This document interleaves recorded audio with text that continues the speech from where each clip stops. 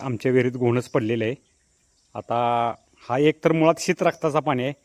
उष्णता जास्त असल्यामुळं हे होत असेल त्याला, किंवा पाण्यासाठी ती पडली असावी.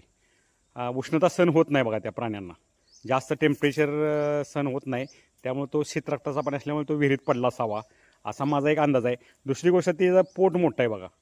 पोट मोठं असल्यामुळे ती मादी असणार आहे असा माझा अंदाज आहे. घोणच हा जर आपल्याला साप जर चावला तर डायरेक्ट मज्जाराजीवर इफेक्ट होतो बघा. ह्या दोरीच्या बरोबर समोर दिसतोय तुम्हाला पाईप बशी साहेब, मज्जाराजीवर इफेक्ट होतो. आणि आपल्याला हा साप चावल्यानंतर फक्त अर्धा तास इतकाच वेळ आहे.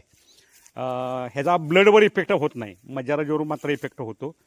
हा विषारी सापापैकी 2 नंबरचा साप गणला गेलेला आहे भारतामध्ये.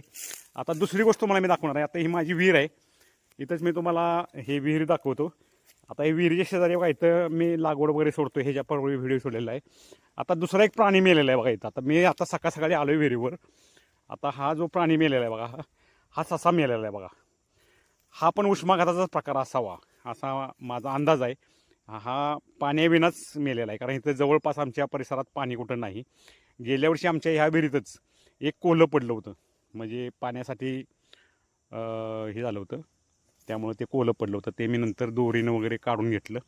हा बघा ससा पडलाय, अहो काय.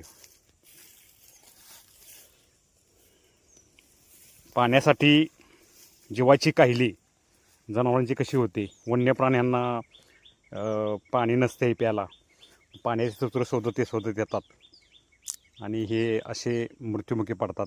काही ठिकाणी तुम्ही आता व्हॉट्सअपवर किंवा इन्स्टावर बिबट्या विहिरीत पडला, आता आमच्या विहिरीत काय पडलेलं नाही अजून, पण कोलं, ससा आणि हे तुमचा आता साप, हे 2-3 प्रकार तुम्हाला लावले मी. तर व्हिडिओ कसा वाटला शेअर करा, कमेंट करा, फॉलो करा, चॅनल सबस्क्राईब करा.